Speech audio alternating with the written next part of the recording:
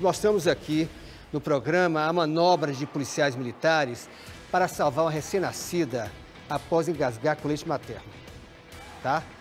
Imagine o desespero desta família. Imagine o perrengue enfrentado, principalmente pela mãe. E você sabe como agir em situações de emergência como essa? Eu quero saber. Eu que tenho netos, meu Deus do céu, só de pensar, a gente fica impressionado. Olha o que aconteceu. Graças à ação dessa equipe da PM, a bebezinha está viva, porque poderia sim estar morta. Com certeza, não estou fazendo nenhum tipo de declaração para assustar, não, porque acontece, crianças e adultos idosos também morrem engasgados. Então é muito importante que a gente saiba como prestar os primeiros socorros em casos como este. Por isso hoje aqui, nós trouxemos aqui uma equipe do Corpo de Bombeiros, tá? O soldado Wesley Almeida vai mostrar para a gente como agir em casos como esse. Muito bom dia para vocês.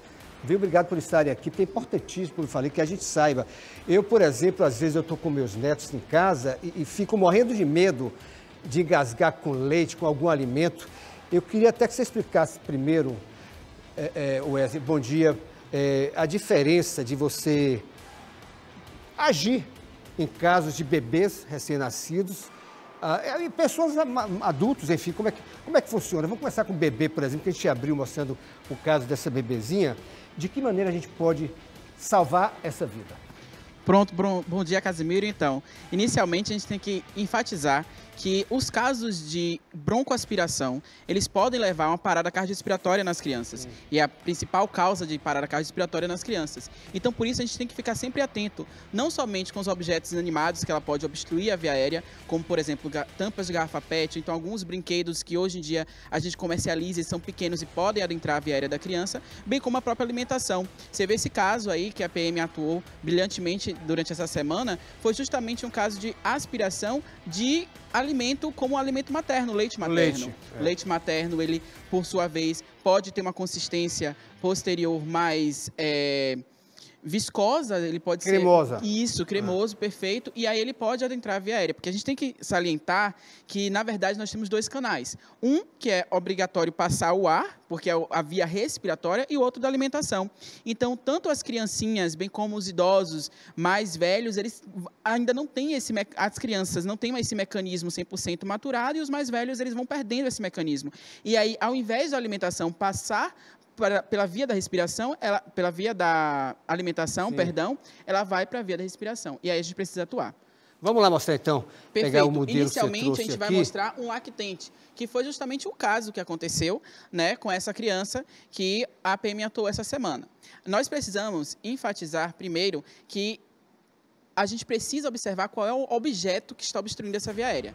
Eu preciso salientar que você não faz varredura digital. O que é que significa isso? Você introduziu o dedo na via aérea da criança para tentar desobstruir.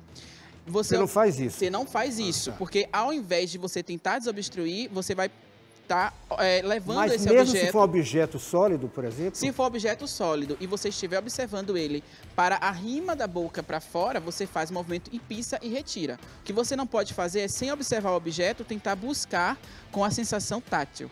Entendeu? Porque senão você vai empurrar mais esse objeto. Então, uma vez visualizado, não consigo ver qual é o objeto que está obstruindo essa via aérea, eu vou transferir esse lactente para o meu outro antebraço, fixando aqui os membros inferiores no meu membro superior, porque cabe salientar, Casimiro, que essa criança ela vai estar inconsciente e ela perde o tônus muscular. Então, ela fica muito mais frágil, muito mais fraca. Então, eu preciso apoiar para que eu tenha uma sustentabilidade. Inclinada? Inclinado, sabe por quê? Porque aqui eu vou ter a força da gravidade atuando e, além disso, eu preciso que ela fique olhando para frente, porque aqui eu abro a via aérea dessa criança. Evitar a hiperextensão, mas olhando sempre para frente. E aí eu inicio a manobra com 5 tapotagens dorsais. Isso, dessa forma, porque aqui eu tenho a base dos pulmões e aí você fazendo essa tapotagem... É importante também a pressão qual é, né? Que ele tá fazendo isso, aí, a né? pressão. Porque não bater muito forte, né? Isso. Nem bater forte demais, nem bater fraco, porque você tem que ter essa dissipação de energia para mandar esse objeto para fora. Você pode colocar na perna, parece que tem você coloca na perna. Perfeito. Também, né? Porque a gente recomenda, inclusive, as pessoas que não são da área ou que não fizeram esse tipo de treinamento, sentar em uma cadeira para poder se apoiar, ter mais sustentabilidade na hora de fazer a manobra. Nesse caso aqui, a gente está demonstrando, né, em pé, justamente para poder a gravidade ter uma maior atuação. Mas, em casa, você pode fazer essa manobra sentado, como o próprio Casimiro falou, para auxiliar na sua sustentabilidade. Então, você fez essas 5 tapotagens dorsais, você vai alternar agora com 5 compressões torácicas. Como é que você faz isso? Com 2 polpas digitais, você vai posicionar entre os mamilos dessa criança e fazer 5 manobras de compressão.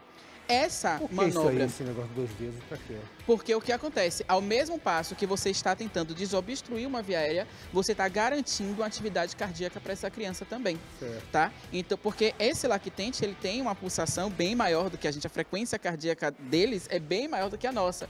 Então, eu não posso deixar que esse coração venha a parar 100%, senão a manobra de reverter vai ser outra, já não vai ser mais o desengasgo. E na criança mais velhinha, digamos assim, como é que é a diferença? Com a criança que já deambula, tem mais ou menos 4 anos de idade, a manobra já é diferente, ela se assemelha um pouco à manobra do adulto. Balançar a criança, tem gente que balança, né? Não, pode balançar, sabe por quê? Quando a gente balança a criança, faz isso aqui, ó, assim, eu posso evoluir uma criança engasgada para síndrome do bebê sacudido. Ah, é? E aí eu Mas posso ter concussão. Assim, por exemplo, não, né? Não. Se você fizer isso aqui balançando para poder auxiliar na manobra, é uma coisa. Se você fizer isso aqui, você vai estar causando lesões secundárias nessa criança. Então a gente evita outra criança, então. fazer esse tipo de manobra. Então aqui, na criança que já deambula, mais ou menos uns 4 anos de idade, a manobra já vai ser semelhante ao que é a manobra do adulto, tá certo? Porque no adulto a gente faz a manobra chamada de Hamlet, né, que são as compressões abdominais. Eu vou posicionar essa criança próximo ao corpo do socorrista, porque se ela evoluir para inconsciência, a gente evita que ela sofra uma queda, né, de própria altura.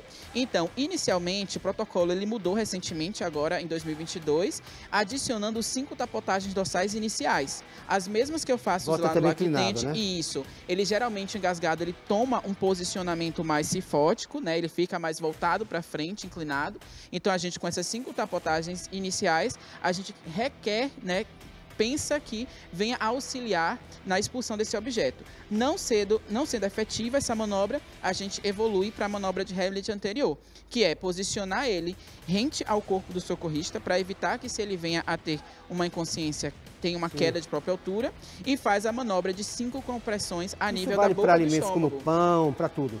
Para tudo. Não tem diferença, não? Não tem diferença. O que acontece é, os alimentos mais sólidos, na verdade, os objetos mais sólidos que não os alimentos, como, por exemplo, a tampa de garrafa PET, ela tende a formar uma reação inflamatória na via respiratória e aí acabar enclausurando esse objeto. Quando se enclausura esse objeto, essa manobra, às vezes, ela não vai conseguir ser efetiva. Então, você tem que reconhecer o que é que está obstruindo a via aérea dessa criança, ou desse lactente, ou até mesmo dos adultos, e transportar, nos casos, em elevada grau a nível de consciência. Agora, a criança desengasgada, está tudo bem, fica em casa ou leva para o médico? Não, leva para o médico.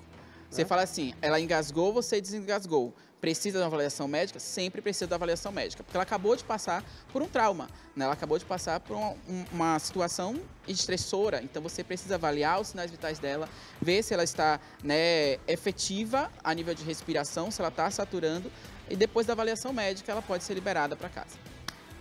Pronto. Obrigado, viu? Obrigado a vocês também. Muito obrigado.